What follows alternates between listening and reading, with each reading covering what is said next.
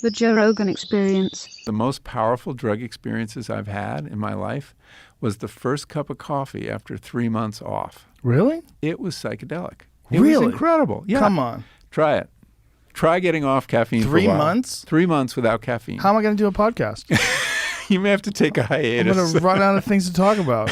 I'll fall asleep. It was really hard. I did it actually at the suggestion of Roland Griffith, who, the psychedelic researcher, who before that was the world's leading expert on caffeine.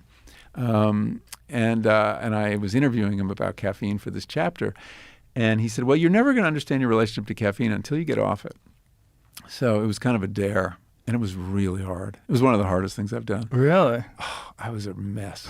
For how long? 3 months. You're a mess until you... I was functional after a month. The first week I was not functional at all. I felt like I had contracted ADD. I could not stay on track. Everything, the periphery just kept intruding on my thinking. I couldn't write. I mean, writing is the most linear thing you can do, right? Right. And it's all about concentration, obviously. And I couldn't concentrate. And I felt like there was this veil between me and reality that, I was not quite seeing, getting, feeling. And it was weird. I didn't feel myself for the whole time. And I thought, what does that mean? It means yourself is caffeinated. and that is baseline consciousness for me and for many people.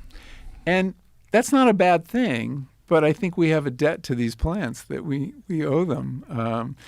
And so I spent a lot of time in that researching that chapter, looking back in history for when caffeine enters the West.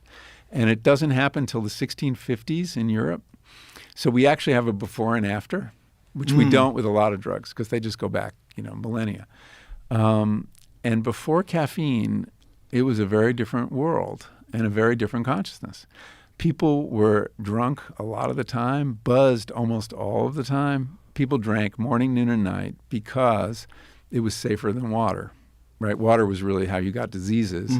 If you fermented things, even low alcohol, it killed a lot of the microbes. So people, even kids, you gave your kids hard cider for breakfast. Wow. And this was true in America up until the 1800s, up until Prohibition. But anyway, caffeine comes along in the 1650s, and tea and chocolate and coffee all arrive in the same decade in England, which is kind of like great decade, right? And things start to change. In the form of coffee? Coffee and tea.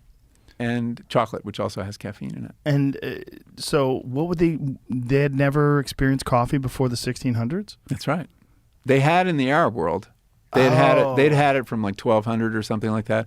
Supposedly it was discovered in 800s by a herder in like Ethiopia who noticed that his goats were getting very frisky when they ate this particular berry and would stay up all night. And so he kind of like started experimenting, or he brought it to these monks and they made a drink and it's like, ooh.